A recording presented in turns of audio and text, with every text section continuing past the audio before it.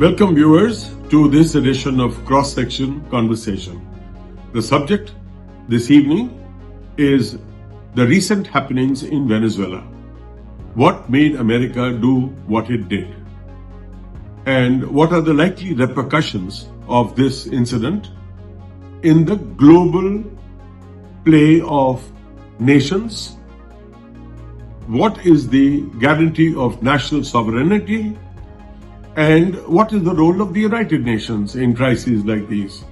In fact, more than ever before, you need a moral policing force, an arbitrator in national or international affairs. Joining me on this conversation is Air Marshal Sanjeev Kapoor, retired officer from the Air Force, Major General V.K. Singh, retired officer from the Army, Iqbal Malhotra, author, historian, filmmaker, and Kamal Malhotra, economist and professor with leading universities, has worked with the United Nations for over decades. Neeraj Kumar, former police commissioner, Delhi, and an expert on strategic internal security matters. And myself, Naveen Berry, editor, Cross-Section Conversations. So here we go on this debate. Gentlemen, good afternoon. Thank you for being on this panel discussion. It seems Venezuela is the flavor of last 1 week or so. Every channel has got a panel discussion going on. Everybody is an expert.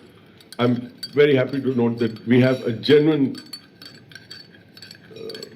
collection of or selection of real-time experts on various aspects of the situation as it happened, our build-up of that narrative, and the consequences that we see for not just the world, but obviously from an Indian point of view, what is there in it. So what played out exactly on January 3rd? Iqbal, can you share with us your perception of what exactly played out on the 3rd? Well, thank you for the invitation to join in this forum. And my view is that what played out on January the 3rd was a culmination of a lot of planning that had been gone into by the US in order to checkmate Chinese moves globally and in Latin America. Now, very interestingly, on the 1st of January, China introduced, it sort of upgraded the digital yuan and made it an interest-paying unit of currency, or a unit of a monetary unit. And so the digital yuan threatened the existing dollar supremacy, and the Chinese also introduced a ban on the export of silver. Now, 80% of the refineries in the world that process silver are based in China. And China imports, or it rather buys ore from Australia, from Peru, from Colombia, from Venezuela, from Mexico, and it processes it into silver bars, which it then sells to the global market. And so these two events were very troubling for the US. And a week before this, on the 23rd of December, the Venezuelan government introduced force majeure, and they banned the export of silver. Now, there was about 750, I'll just tell you the exact figures. There was 750 million ounces of silver that were to have been sold to three corporates. Not 750 million, 750 metric tons, I stand corrected. Samsung was to have been sold 347 metric tons of silver, Apple 234 metric tons, and Tesla 156 metric tons. So what happened was, on the 23rd of December, after announcing force majeure and terminating these obligations that the Venezuelan government had, they transshipped this silver, adding another 100 metric tons. They transshipped this silver in 11 aircraft to Moscow and Beijing. So the silver went.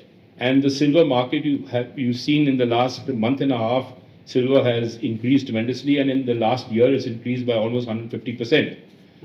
So after that, the Chinese were going to introduce on the 10th of January a new global international settlement mechanism rivaling SWIFT called the UNIT. This was to it would be composed of 40% gold and 60% of a basket of the 5 BRICS currencies.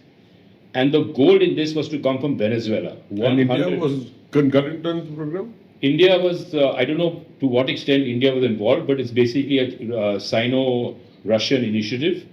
And 151 metric tons of gold was to come from Venezuela to Shanghai by the 10th, which would support the UNIT, which is this new international settlement mechanism.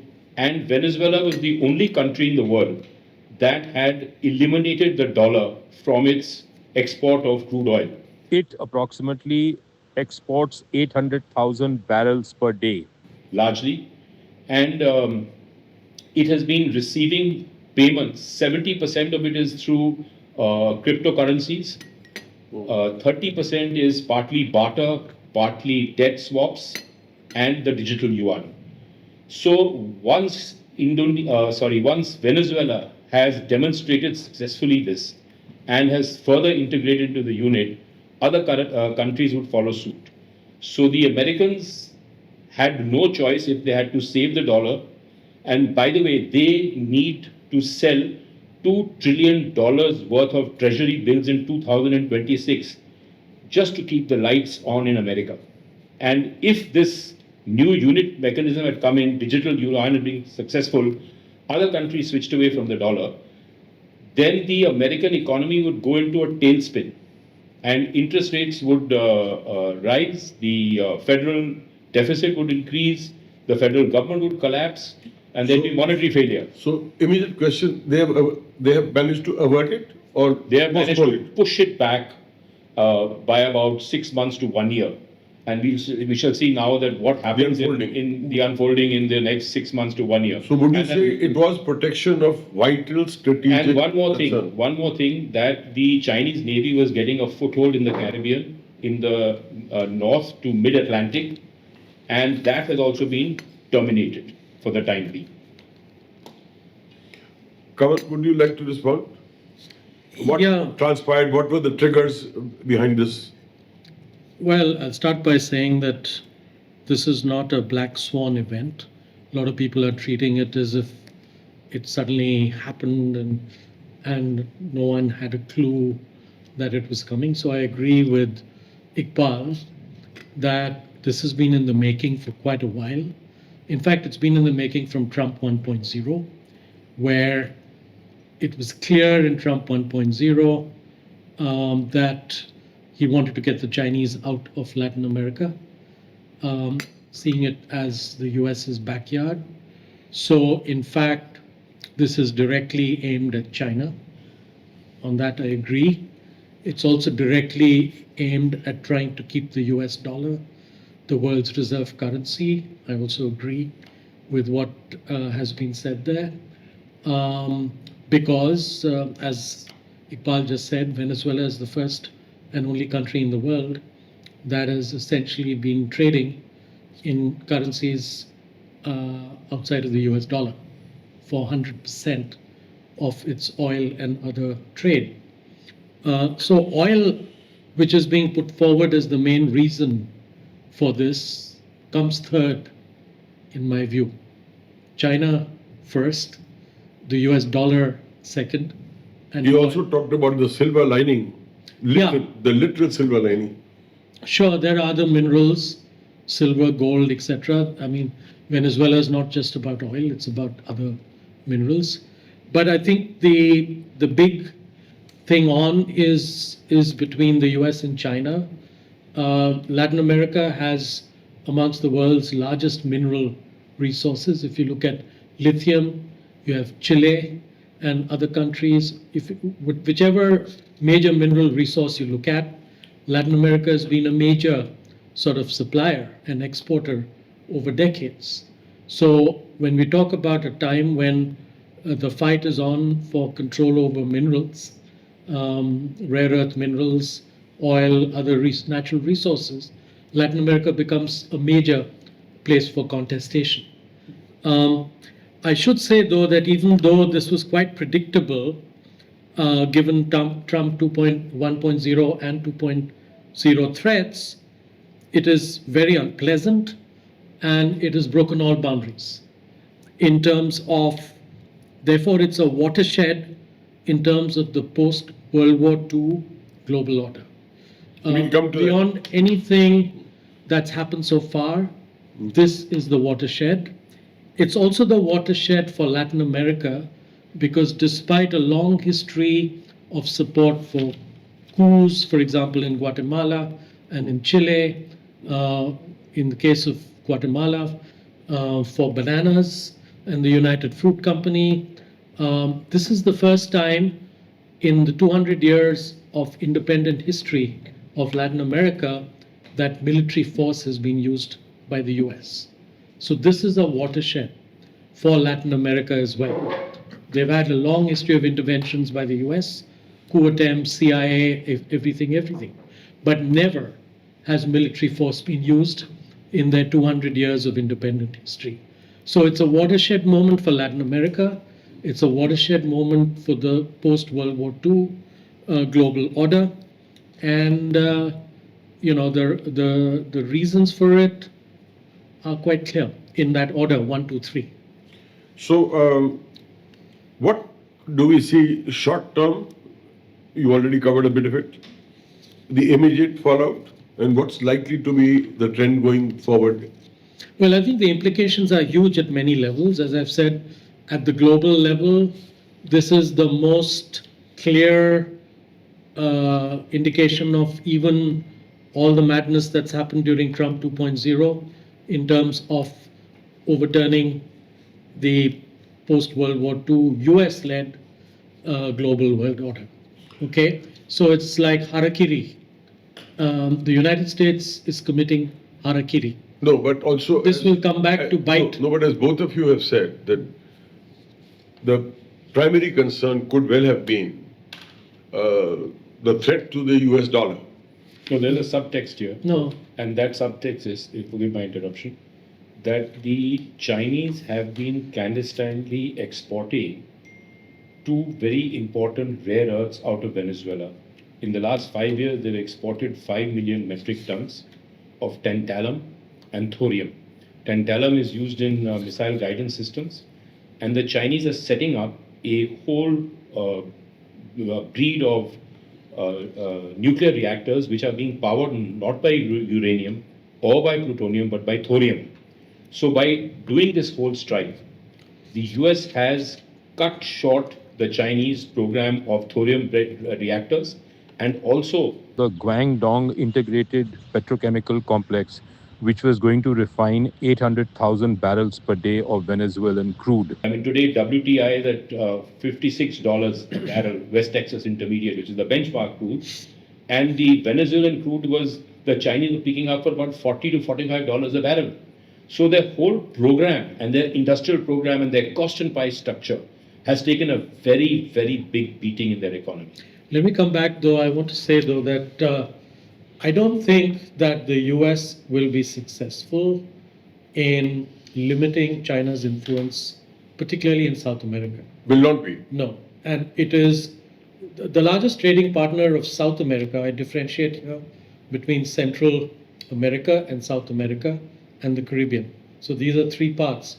But if you look at South America, which includes Peru, Colombia, Brazil, Argentina, and Chile, Bolivia, there is no way that the US will be able to turn back Chinese trade, which has now surpassed the US by many times with this region. So there is an attempt by the US to still keep control in its immediate backyard, which includes Mexico, Central America, and Venezuela is on the periphery of that. But South America, which is south of all of that, is very much a Chinese sort of, it's where China's, if you look at the figures, China's trade with that region now is about 4 times that of the United States, including in terms of rare earth minerals, in terms of the BRI, the Belt and Road Initiative, and the infrastructure projects. I think, in Peru, Kamal, etc. the Americans were not really interested in cutting down on the China trade with South America, as they were in taking physical control over the Orinoco province, from where this Mere 16 category of high sulfur content crude comes out, because the US refineries on the Gulf of Mexico, 8 major refineries, Exxon, Mobil, etc., all of those refineries have run out of heavy crudes. And because the shale oil crudes are all light crudes. So they needed this Mere 16 crude. And this Mere 16 crude was being sent to China, to Guangdong. And the oil companies needed it very badly. And Elon Musk is now back in the White House with Trump, because his silver got stopped. Now, silver is very vital for Tesla. And the whole program. Yeah, I mean, there are so let's differentiate these two. many other Put them implications. into separate compartment. One, of course, is America's strategic interest, and the other is the interest of China, which they wanted to curb. But in terms of economy, in terms of dollar, in terms of all these rare earth and the precious silver and all the rest of it, they have managed to. They have won this round, and they've postponed things by 6 months, at least. And we shall see now what happens in 6 months. I don't think in the long term, Venezuela, or even in the medium term, Venezuela is of that much strategic importance to the Chinese. Their reaction so far is indicating that if you look at the bigger picture, it's really South America which is of much bigger No, but what importance. Iqbal is saying is Port also- facilities, so that PL and Yeah, Navy, I don't- for their ability to enter the Caribbean, the North Atlantic, the Western Atlantic, and also to put pressure on US ports, Corpus Christi, Galveston, Dallas, I think all of it's- those areas. I think it's too early to come to any judgment on this. VK Singh, would you like to say something in terms of what See, has played out? The way I look at it is on a very larger picture. In the 19th century or the mid 19th century, what really US did not want was European colonization of Latin America, and they had taken out this Monroe Doctrine, and later even Woodrow Wilson had supported it in the terms that they wanted this as their own backyard. Today, what changed is that instead of European colonization, you term it as Chinese influence in the region. Now, that is a very, very major trigger which is causing all this. Okay, so it's like America being uneasy with China sitting just south of it. Okay, so that is one point. Second point, which they've already said, is to do with the rare earth. Now, there are certain elements which are only available there, and certain elements like coltan, which is termed as the blue gold, which is only available there and which is critical for technology, whether it be technology on day-to-day life or technology which is military technology. All these are absolutely vital. And somewhere I also feel that the kind of character which President Trump has, he has very strong likes and dislikes. And this dislike for Maduro in particular was demonstrated in Trump 1 also. Even that dislike has got something to do with this timing and this particular action and the way it has happened. Of course, someone termed it as the first military action of America in South America. I would say this is actually short of a military action. This is more just like a raid, It was a kind of an operation touch and go, successful or not successful. I thought it was a little shade of Sitaharan. Ravan came and. But it was. It was. Not at all. Moved the Delta Force into Orinoco. It's the first time the military has been actually physically No, directly. there's a difference of what I'm saying. Trump said. There's a difference of what I'm saying. There is a show of force in which a very large amount of military, as you are saying, is present in that area. And the actual act being committed is a much smaller force, which is more like a raid. I mean, I'm telling you Understand. as a What do military you concept. say, Marshal? Would you? Right. Let him finish. Yeah, so I mean, as of now, we'll talk about implications later. As of now, I feel that the major reason was the backyard being America wants to control it totally. And it was being kind of stolen away day by day. Yeah, Marshal. The build up to this action on 3rd Jan is one of the finest planned move in my appreciation in the last few years. It is totally having a Mossad kind of a footprint, and it is the first time that the electronic warfare, satellite and cyber has been used for any operation of this magnitude. The Russian and Chinese equipment was made defunct. The 150 airborne platforms from 20 different bases across Venezuela. This CIA work, we have to highlight that they compromised 3 of the inner security personnel of Mudro's inner defense. They were compromised. I don't know whether you have seen this program, it is widely circulated, that one guard's child was unwell. One person was disillusioned seeing how a common man lives to how these people live. And third, like Iqbal was saying, we had seen Hugo Chavez days and he's seeing this days, little elderly person.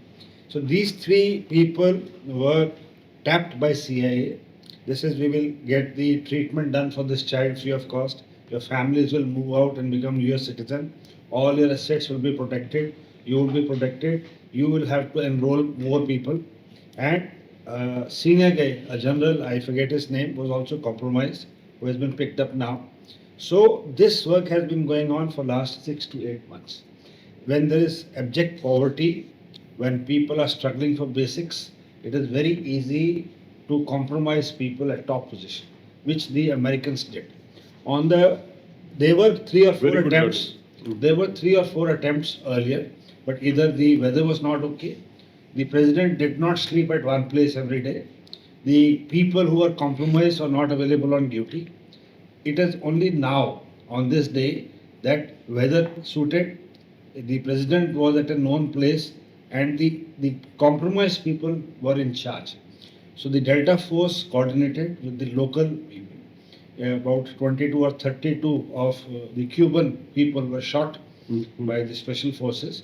The doors were open. There's a saying that always the doors are open from inside. Yes. So the doors are open. In 19 minutes flat, 19 minutes flat, from entry to taking the president and his wife away onto an aircraft carrier happened through the helicopters were used, the jammers were used, the Russian S-300s were made defunct. And S-400s. S-400s, the Chinese Y-27 radars were who they sold to capture the stealth. They were supposed to capture F-22 F-35s and 35s. So they were all made defunct.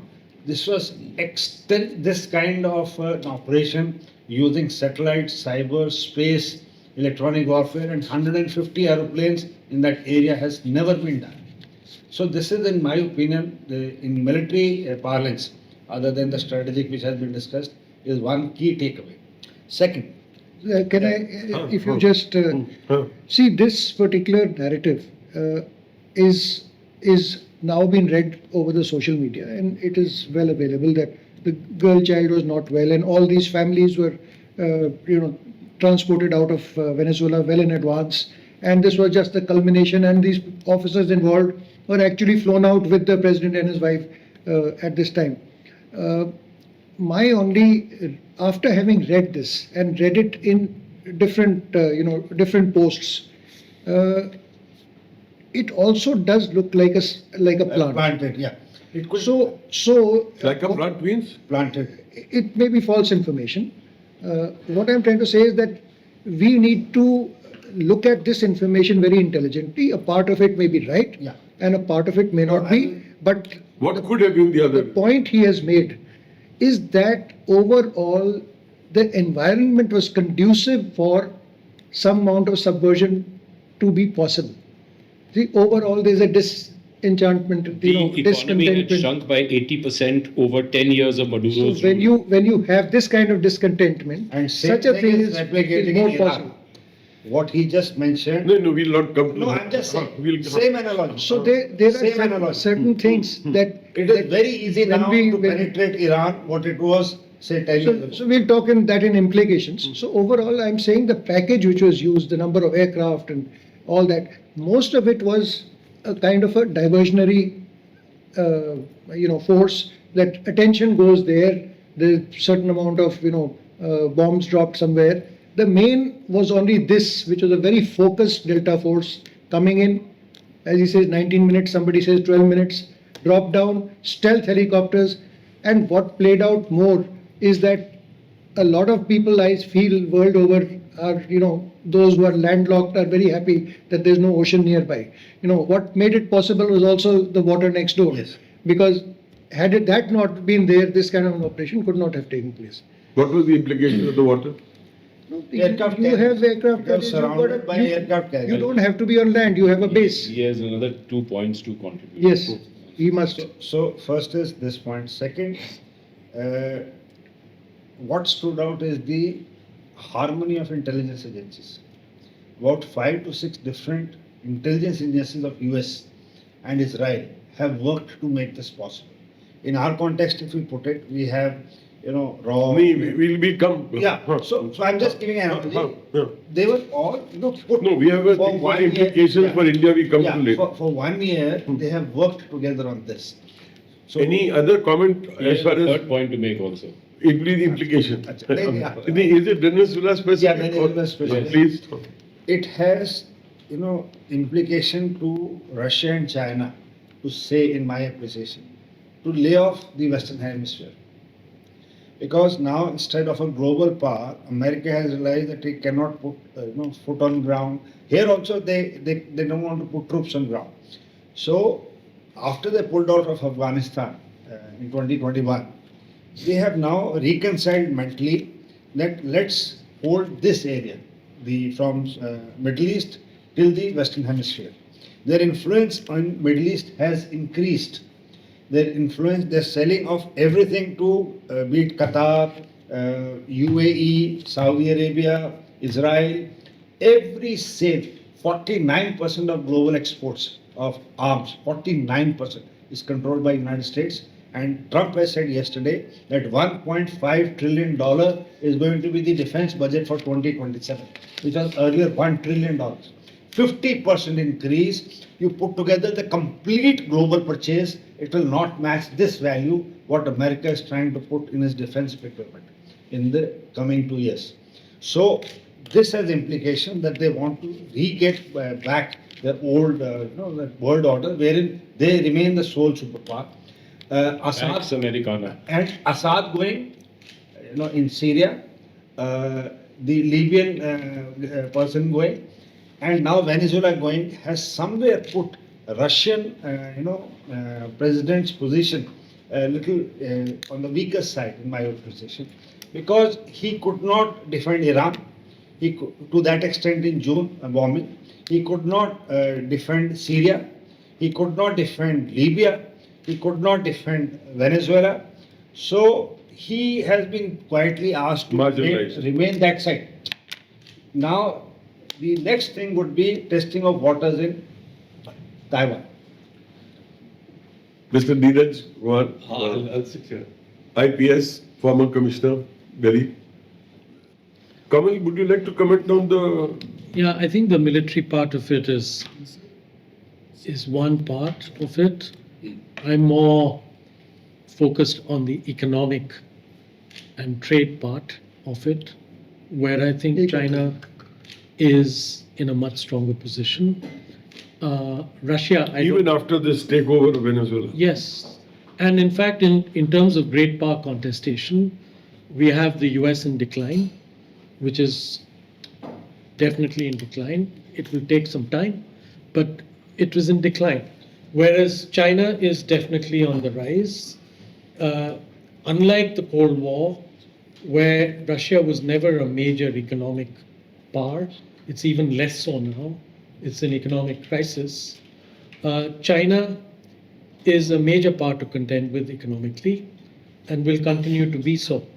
But How do you China, say that there's a decline in the US power when Air Marshal has just said that their defense budget for 2027 it's okay. is going Defense to be budget, raised by $500 billion? yeah, well, That's a lot of money. That's one part of, And their budget, if I'm not wrong, correct me please, their About budget means 1.5 pumping trillion. their own economy. Yeah, but in my Because view, they're you buying don't- only from their own you company.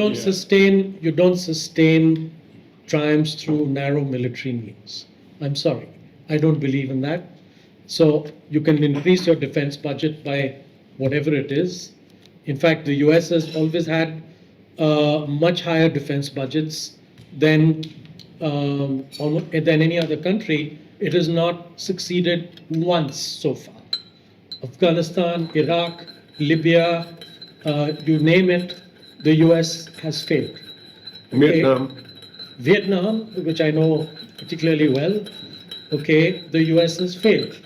And the US, in my view, will fail again. Okay, now, it has still got a military advantage and it's got a technological advantage. The technological advantage is fast diminishing vis-a-vis China. The military advantage, China doesn't act the same way as the US does.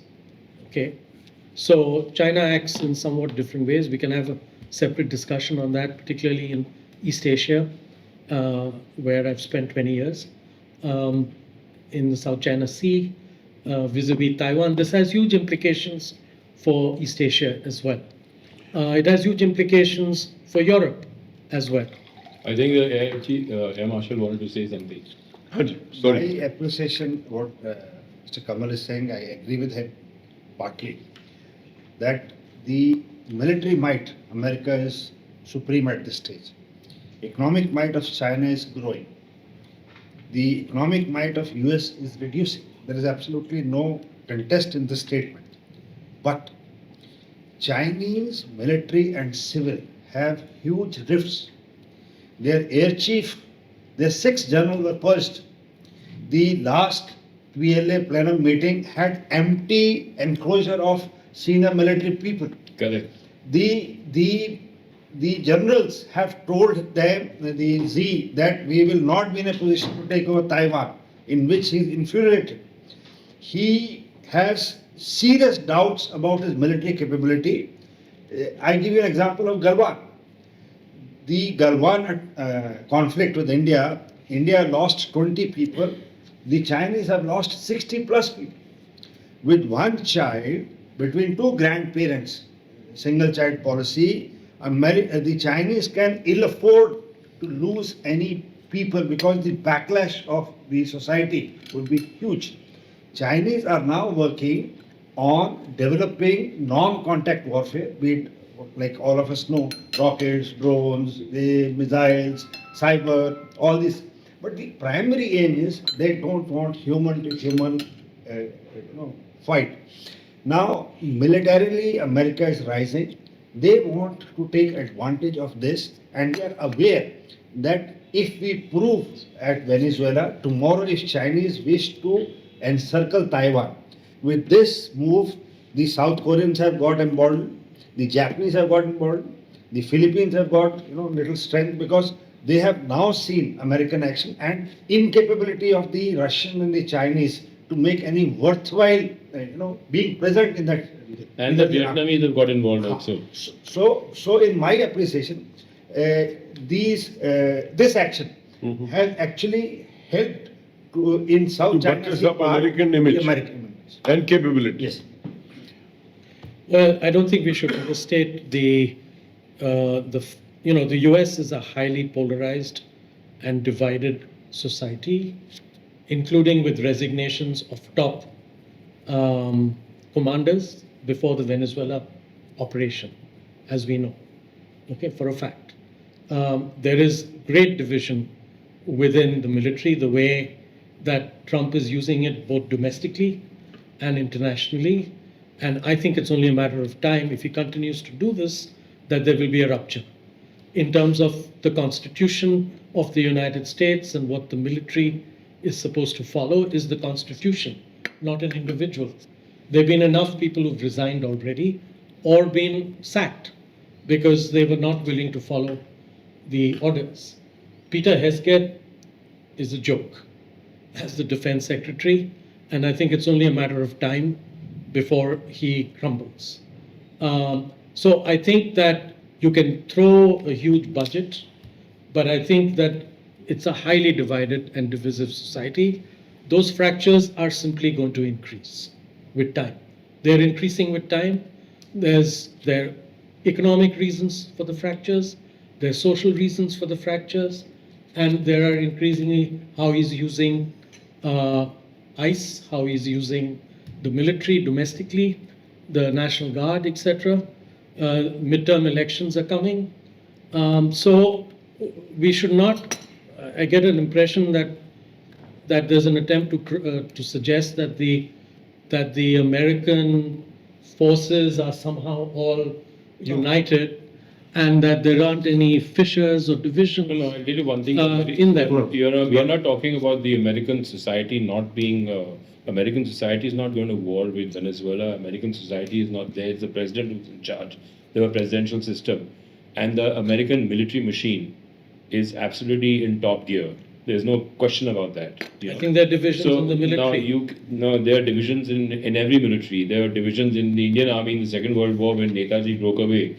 80,000 people broke away. But when he went to recruit 40,000 soldiers who were captured by the Germans, only 4,000 joined him, and 36,000 refused to betray the salt of the British Empire that they'd eaten. So there are many. Let's not get into that area. What we are talking about here is, I think there are three key things that have emerged out of this. Firstly, that China has been checkmated in its attempt to get into South America and use South America as a base to project its power in the North Atlantic and threaten the United States. Secondly, the Americans have introduced this concept of abducting a head of state, which has never been done before, which is quite revolutionary, and we shall see in the times to come whether other people follow this practice or whether they also follow this practice. The third thing is kinetic forfeiture of a nation's assets. The 151 metric tons of gold that was going to Shanghai has now been flown to New York, and it has got into the custodial ledger of the United States Treasury. And now advances will be made against that. So that gold has gone, 151 metric tons. It will be melted and all the hallmarks and assays removed, and it will be re-hallmarked with the US Mint and will go into circulation within the US banks, etc. And what they have done is that they have blocked the Chinese from getting the rare earths from Indonesia. They have provided the supply of crude, because if the heavy crudes From Venezuela. didn't go into the US refineries on the Gulf Coast, there would be no diesel. In the US today, they're down to 15-day supply of diesel. And if diesel supply goes down, the trucking industry comes to a halt. If the trucking industry comes to a halt, there's no food in the supermarkets. If there's no food in the supermarkets, there is inflation, there'll be riots, there'll be all kinds of things. So they had to move, because this was not an isolated event. It was a link in a chain of multiple events that were happening at the same time that actually crystallized in this action. So if you to study this action, you cannot study in isolation. You have to look at all of the events and say that a war game was done, where you looked at the economy, you looked at the politics, you looked at the military aspect of it, and you saw immediate gains and potential gains in the future as well. So it's not like a night and day action that this is what they did. They just picked up Maduro and went off. So just one very impressive analysis, I mean, for somebody like me, very interesting. Trump's statements coming after 3rd of January, to me, somewhere indicate as if he doesn't know what he's going to do with Venezuela next. No, Somebody sir. No, sir. He said 6 words, which are key to understanding this. He said the United States will run Venezuela. Right. Now the United States is not going to run the whole of Venezuela.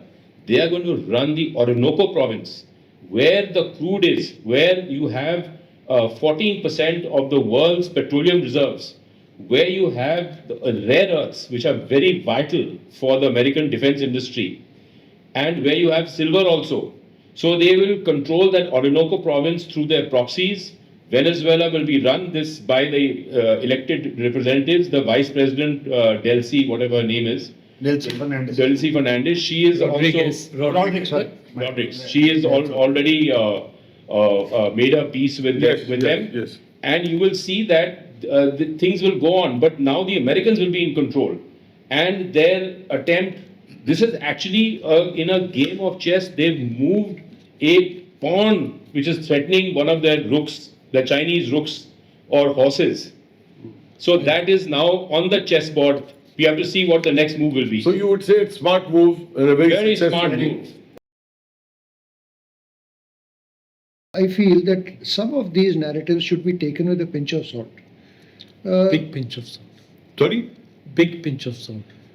Now, India, for example, was supposed to have a certain number of days of diesel reserve, let us say. Today, the diesel reserve is at 74 days, out of which 10 odd days is strategic and balances a kind of a running reserve. For America to have only 15 days, though I have also read those pieces, is something like being sold a story that you want to hear and you want to justify an action that has taken place. So Interesting. I'm saying, going ahead, yes, the military operation was one of its kind. American Army, American Defense Forces have proved a point that they are best in the world. That's what they wanted to do. And that is why we are all saying that now they've gone up. This could have also failed.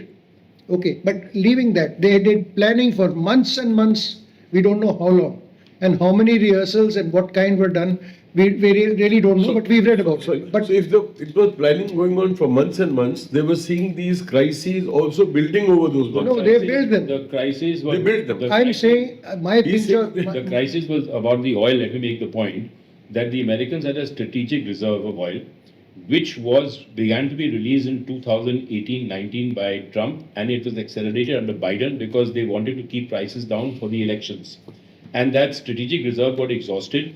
The strategic reserve, along with the oil from Alberta and Canada, was providing the input into the refineries. The Canadian oil is pumping at the maximum. The demand has grown, and the ability to source heavy crudes was put in question because the only American company allowed to import crude oil from Venezuela was Chevron, and they could only import 100,000 barrels per day. So Chevron was only one. So these guys have been putting pressure, the American corporates, on the Trump administration for the last 3 months. They must have obviously sourced the crude from other countries as well, but it's much cheaper to get it from here, and it's much easier to get it from here. At the bottom of all these games, as it is in the case of Venezuela, you are today controlling 14% of the world's oil reserves. 17. Yeah, but 70%. most of it is really very hard to develop. No, sir. Will require- I'll tell you the figure no, is you need have to 303 billion barrels Yes, of yes, crude but in ground it's proven largely reserves. theoretical. It is largely theoretical. It will require billions and billions of dollars to develop it.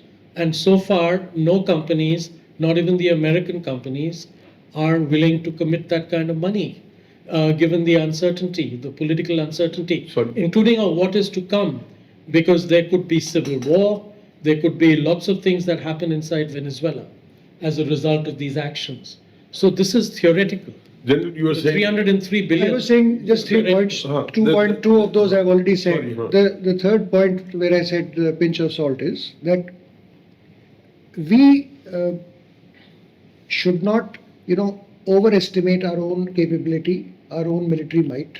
overestimate. Yes, overestimate vis-a-vis the Chinese, as we often do, or as often the media also does. Galwan is the point. If we were well prepared, it wouldn't have happened. And this narrative that I have heard time and again, that the Chinese have never fought a war, Chinese have not tasted blood, all right, it doesn't work, okay?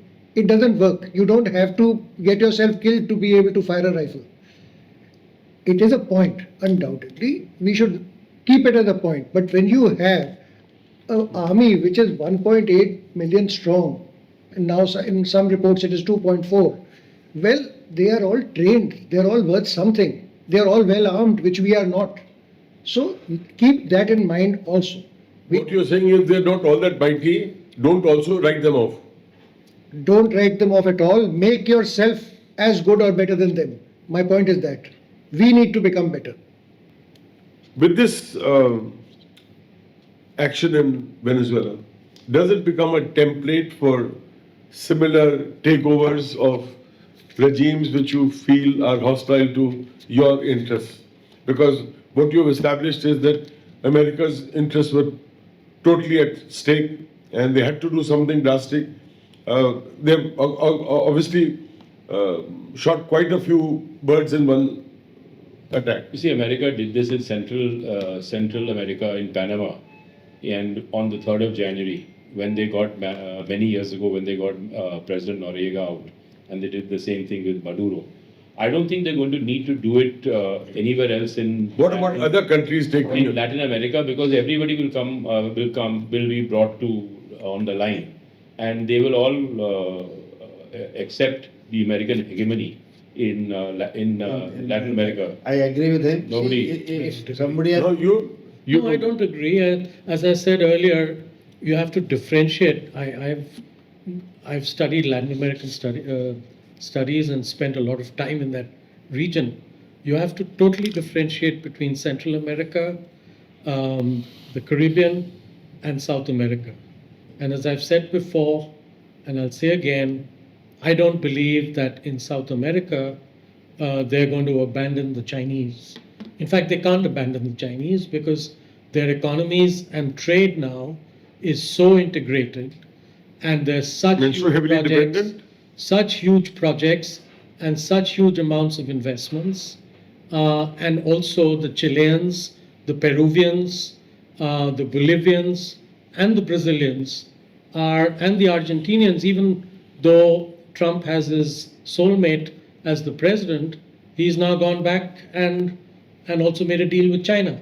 So I don't see that in the large countries of South America that they're suddenly going to toe the line. They have put forward since 2019, 2020, what they call active non-alignment.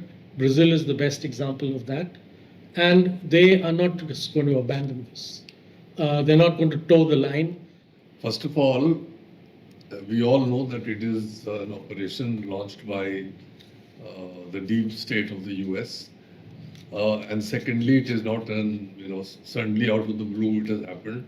It has been well rehearsed, well practiced, and I agree with Iqbal that, this was rehearsed well in advance and this has happened. What we should not also lose track of is the phenomena of de-dollarization that is happening all over the world. I don't know whether It was so. No, but please do give it Yeah, up. de-dollarization, this is the surest way. Whoever controls oil or whoever controls gold is, the king in today's, wide world. And America wants to, as is expected of any hegemon, to be that country which controls these assets so that its currency remains as prominent and as important as it has always been. I also agree with the view that of the general that at no stage should we take China lightly, For their army's capability to that fight. irrespective of all this one child norm and this and that, and also not go by the propaganda that the Chinese equipment failed in Pakistan and the Chinese equipment has failed even in Venezuela when this operation took place. There is much more to it than meets the eye. And another report that one has heard is that before the operation took place, this gadgetry was neutralized much beforehand. So there's no question of the gantry not working. Some discussion will happen, presumably in the next couple of weeks. There's a backlash from Europe. Will America carry on, this time annoying and upsetting NATO totally? I think what is being proved by this entire episode is that the concept of sovereign immunity is now dead. If you can't defend it, you can't own it. So you have to be able to defend what is yours, otherwise it will be taken away by somebody else. So this is something very important. And the second thing is that they have shown to the world that they've been able to punch the Chinese in the face. And the Chinese have not been able to retaliate. Now they may retaliate through the currency markets. They will definitely retaliate, but in a kinetic sense, in a military sense, they have been unable to do that. And they are still thinking, when they purge 6, 7 generals, the remaining generals have to have the experience to be able to provide options to Chairman Xi Jinping. Air chief is dead in interrogation. Can it happen in any country other than China? Air chief, serving air chief of PLAF is taken for interrogation. After a few days, it comes, he's no more. So what kind of a military are they running? I don't know. So coming to Greenland and No, implications. but one statement you made is that China has not retaliated Militarily, militarily, kinetically. but they were not involved. So they really were not involved agree, sir, anywhere. that is Why a should they retaliate? See, Do not strategic confuse country. economic and military. Correct. They are two separate things. They integrated, they We intertwined. need to keep that apart. Correct. And we also need to be very watchful in the coming Now- days. How will China retaliate, whether They will send economically bonds, or militarily they will do or cyber what? attack, This, they this, will jam They will things. sell I don't US treasury agree that bonds. I don't agree that Venezuela is of huge strategic value to China. So I don't think the retaliation in Venezuela, is on the top of their agenda. no, not in Venezuela, anywhere. No. He's Overall, saying yeah. he's saying that they They- didn't retaliate.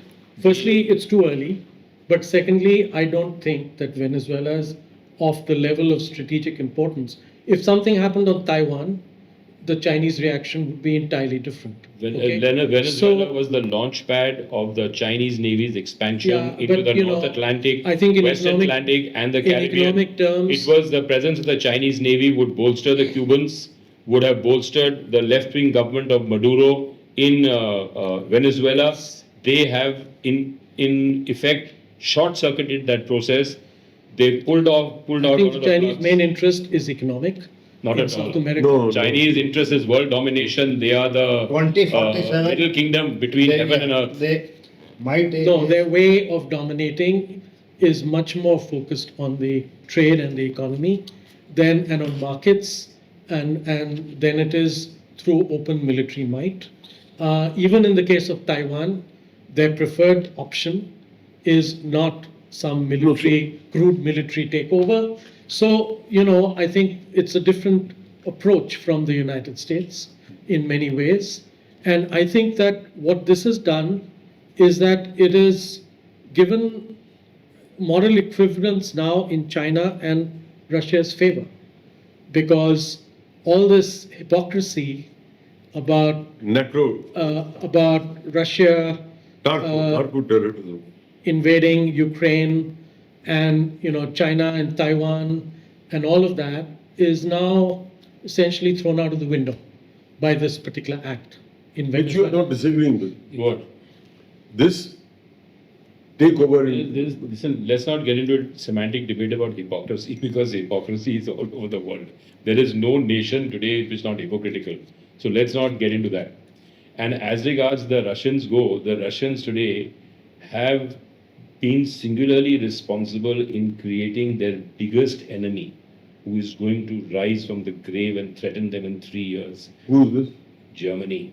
$999 I had a billion podcast- I did a podcast on this. billion euro. The Germans' rise will define, and I said it will be rise for the Third World War. And destroy Putin. Yes. The program which I did was Rise of Germany, which is rightly pointed out. Germany realized in 2022 when they attacked Ukraine, the time has now come and there's some word German, Zeswitz, which means turning point. Yeah, it's Zettenwein or some Zettenwein. Zettenwein. So that word they used, coined the Germans. I will come to the question per se of Greenland. In my take, the ice is melting. In about few years from now, it will be a sea route, yeah. and that directly cuts the Chinese and the Russian vessels to come this side, north of America, Canada, and that's why the Americans are in Greenland from 1950s. They have their bases. They have Fuel. Yeah. So the Denmark is upset because Denmark is controlling Greenland, and they say, okay, White Clause 7 or 17 of NATO Act, one NATO country cannot, this thing. So they are quoting that part. But that besides, the election campaign of Trump for 2.0 had Greenland say it is very essential for him to show something on paper before the midterm elections.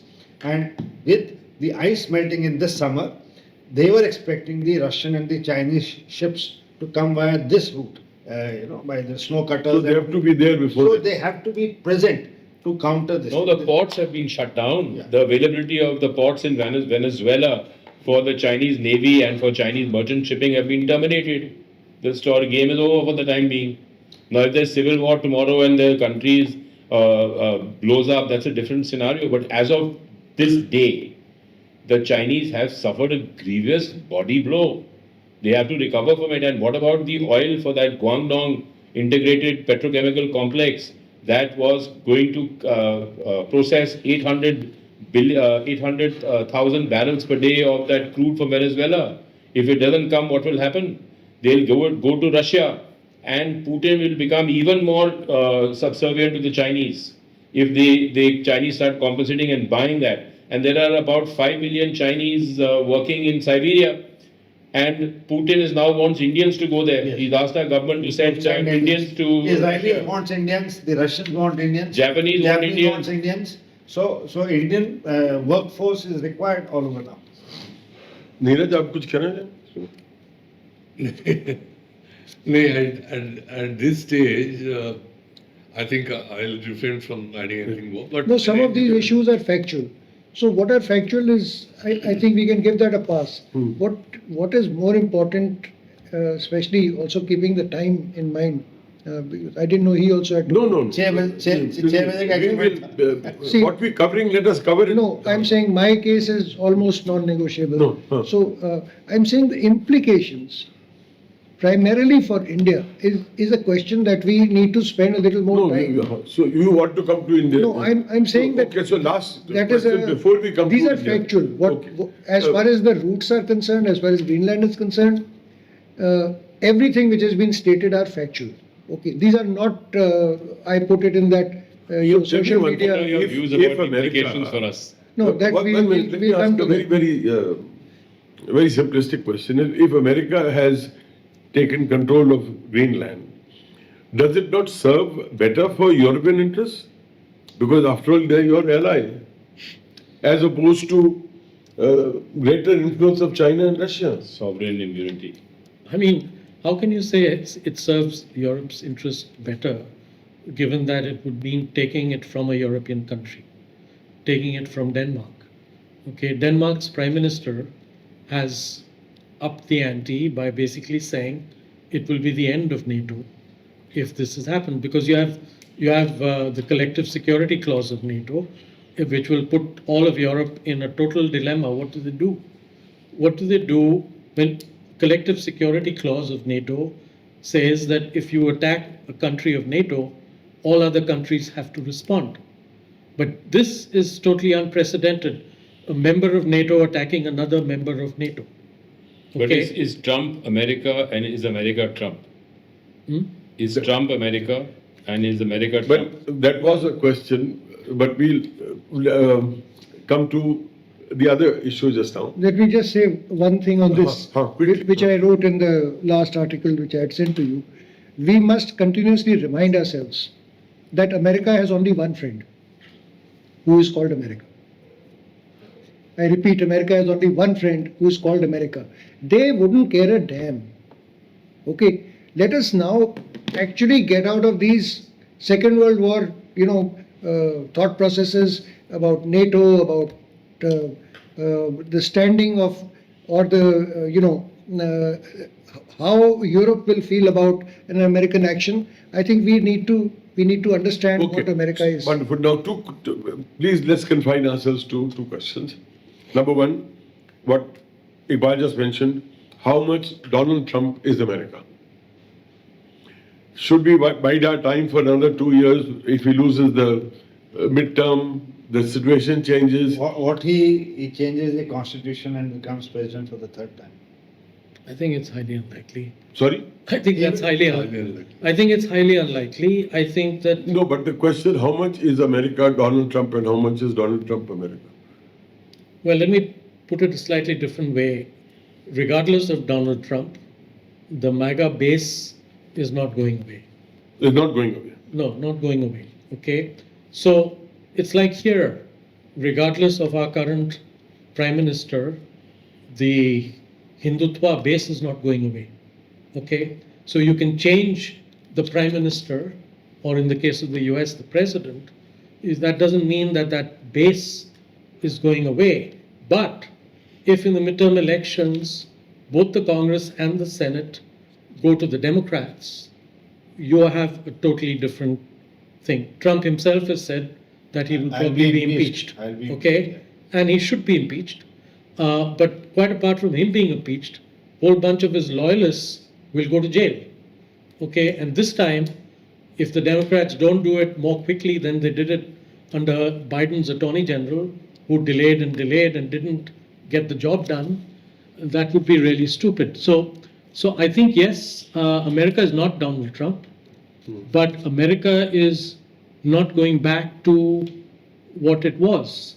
Okay? Interesting. So that's different from whether it's Donald Trump. Donald Trump is beginning to recognize, that's why he is now threatened both the International Criminal Court as well as, basically told the Republicans they have to win the midterm elections. Yes. Because he doesn't want to be impeached. I think a way in which the Russians and the Chinese could retaliate would be to again release something vital or crucial from the Epstein files. Because Trump has deflected attention away and the debate I has want gone to say from the something on Epstein this. files to Venezuela and the Chinese. Now, if some more material comes out, damning material, It has to on be Trump, vivid. with it, damning material, then again the focus will be on Trump and he'll be beleaguered. So it's it's a seesaw. I want to say something on this because I have long held the view that at the end of the day, Trump will be brought down by the Epstein files. I still believe so. Because Have you the seen- attempt to Are you privy to any of the attempt to redact thousands of pages and all of that is impossible to sustain. It is impossible to sustain in the current polarized climate. And so even his own Justice Department is now being forced to this thing. And photographs are showing up all the time. Some found in a drawer with Trump's face there and something there. And we're talking about the lead up to a midterm election. So I think that Trump is beginning to realize that he himself is getting more vulnerable, as will be a lot of people around him. Steve Miller and all of these people are going to be pretty vulnerable if in November the Democrats win Congress, which is pretty likely. Okay, so my next question, before we come to the India situation, what happens to the famous United Nations? What happens to global policing having some kind of a neutral body which oversees what's happening in the Yeah, world? so let me, having So worked with the you are a UN expert, and let me say a few things. First is that, I started off by saying that Venezuela is crossing a line in terms of the post-World War II global order, which has basically been anchored around the UN. Okay? So that order has been undermined as never before by the Trump action in Venezuela. Okay? You have to lay your blame firmly at the member states, not the institution or the staff. but who will stand up to America?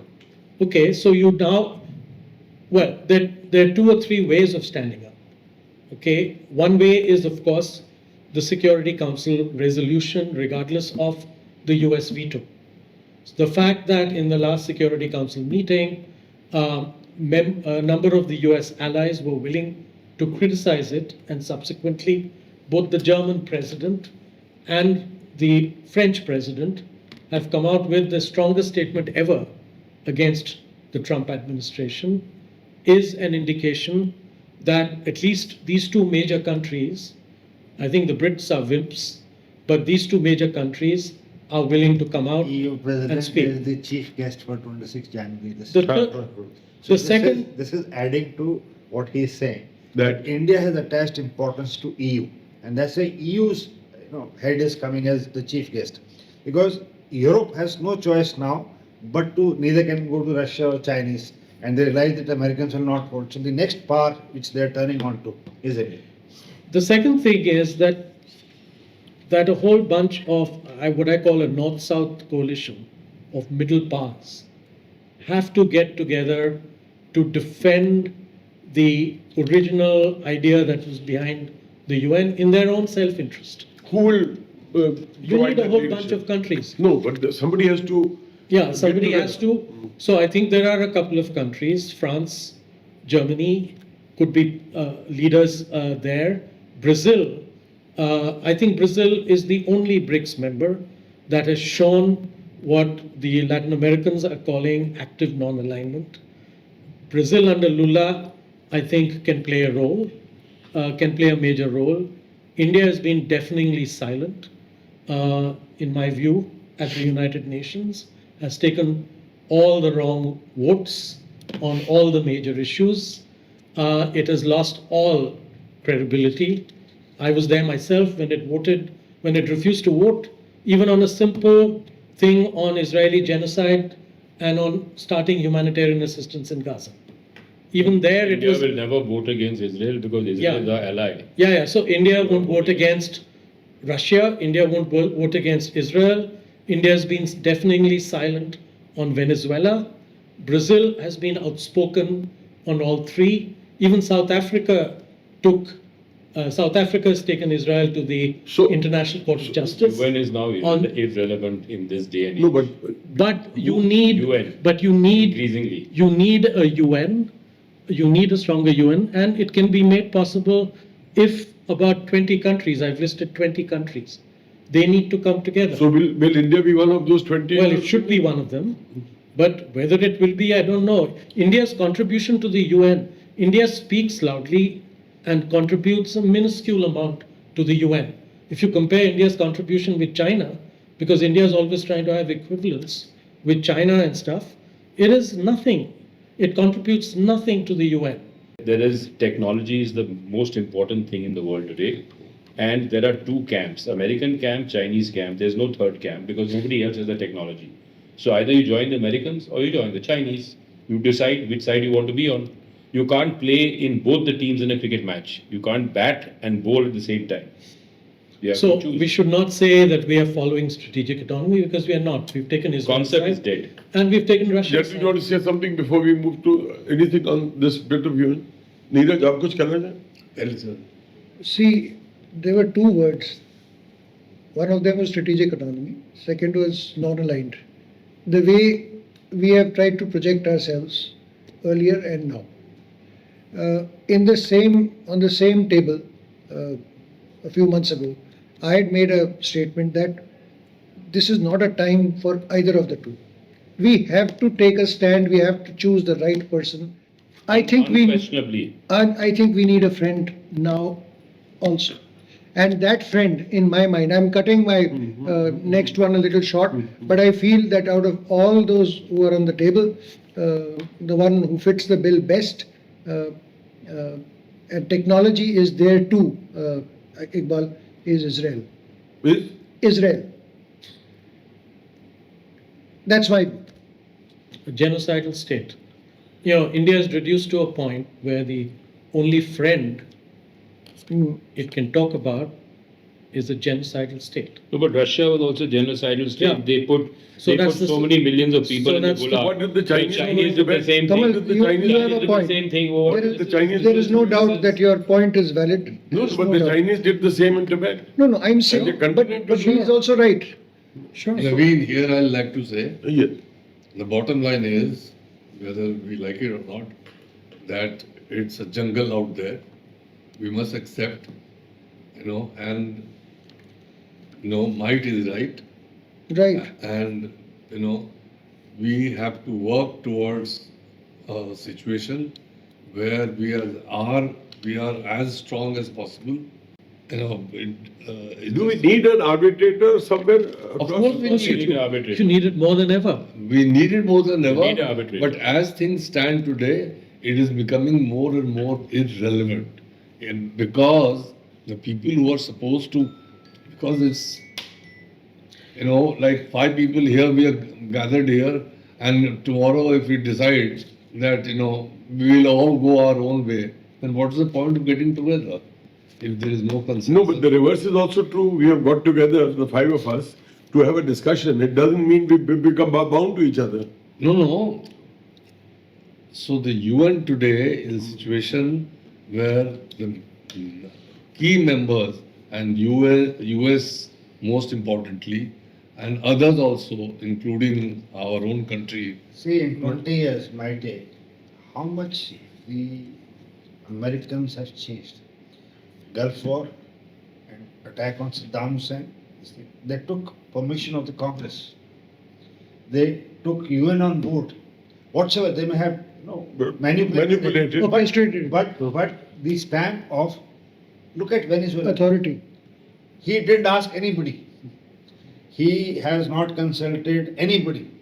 And he has taken a unilateral action and nothing has happened. No, so what Okay. do you foresee? So what I foresee, what I hope for, I'm not saying I foresee it, because what I'm saying is there is a way forward, which is a group of about 20 countries, which include some of the BRICS, like Brazil and India, okay, not Russia or China, but Brazil, India, South Africa, the major middle European powers, all of them, who have so far, by and large, supported the UN and have benefited from it, including the South Koreas, Japans, you- Australias, do you see any- Canadas, New Zealand, etc. There's a group of about 30 countries No, but- that can fill the gap. No, is there any movement in that direction or?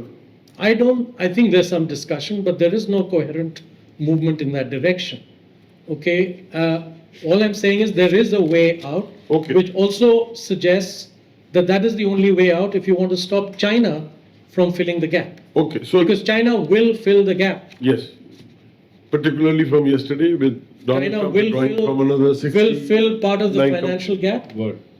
69 central global agencies. 66 agencies, 66. out of which 31 are UN agencies. But the point is, China will fill the gap. You take the Department of Economic and Social Affairs, which the US has pulled out of, it's headed by Chinese. China will fill the gap.